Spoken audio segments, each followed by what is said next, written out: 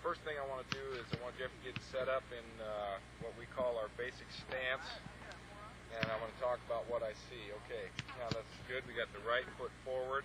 I'd like to see a little bit more flex in both knees, a little bit wider stance here, and the heel out just a little bit. And we'll talk about why in just a second. He's got good alignment. We've got the ball lined up right down the body, over the right leg, the right shoulder, the right arm. All right. One thing we need to see is just a little bit more tuck here, so that we get the angle coming out straight over the top of the leg. But everything looks good there. Now we'll go through what we call the buddy drop drill, which is one of our basic fundamentals for coaching punters. We want to see the ball free float through the air. Now, I would like to see Jeff hold this just a little bit further away from his body and a little bit higher here. Go ahead and get your left hand on it. This week we've had a problem, Jeff, just pulling his hand away from the ball and letting it dive down like this, and he ends up hitting the ball too low. What we need to see is the hand go from here and extending like that, and as the ball leaves his hand, going in an upward motion to flat so that he can hit it in a flat spot. Okay, we're going to go through the drop drill right now and just film the action of the ball after it leaves his hand.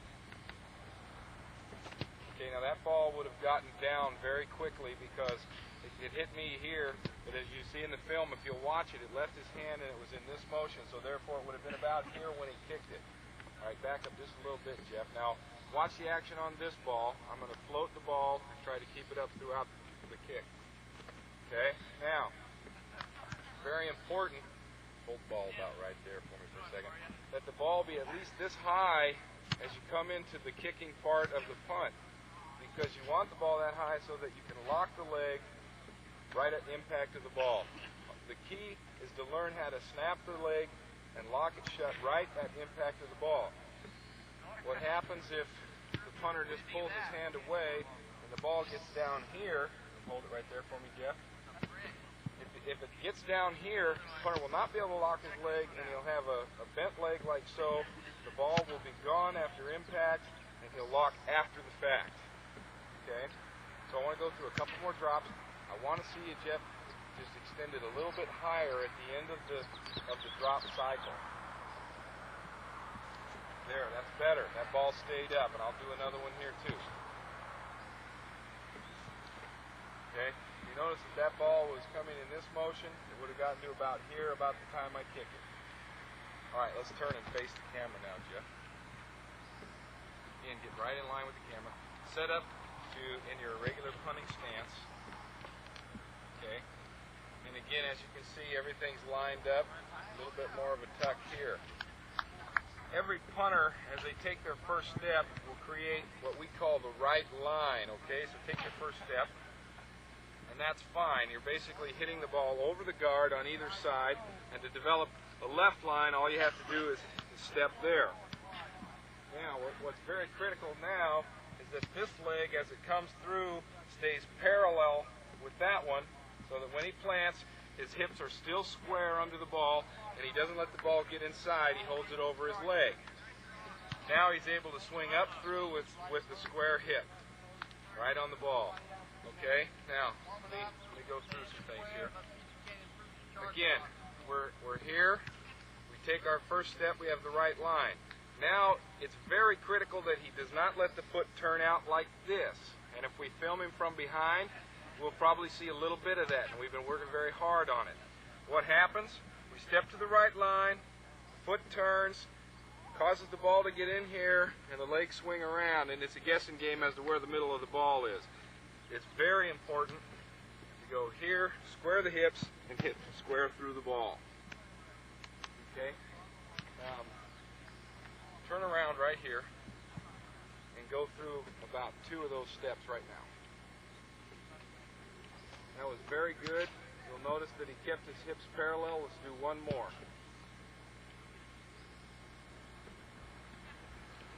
That's very good. Good job. Okay, Jeff's going to go ahead and hit a couple of footballs now. And what I want you to focus on in this is the action on the ball after it leaves his hand. Does it stay up? Does it allow him to lock his leg? Is he hitting the ball too low? Okay, so he's going to go ahead and hit a couple right now.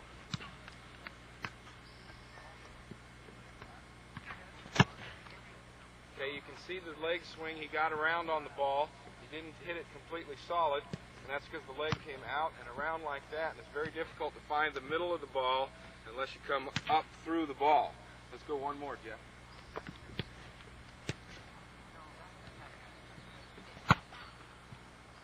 I'm going to demonstrate a couple of punts here that you can take back and compare to the two kicks that Jeff has just hit.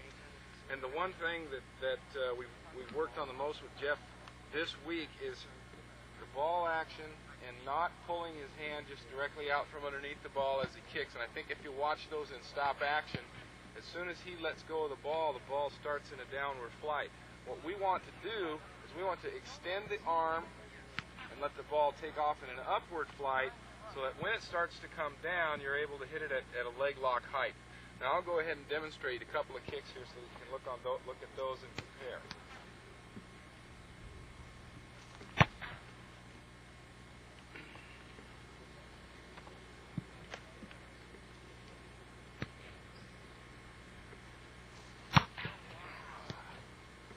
Okay. Bryan Barker, punter for the Seattle Seahawks. He's going to demonstrate a couple of kicks for you. What you want to be looking for is the altitude of the ball at contact and leg lock at contact of the ball. Okay, go ahead, Bryan. Okay. Go ahead and hit another one.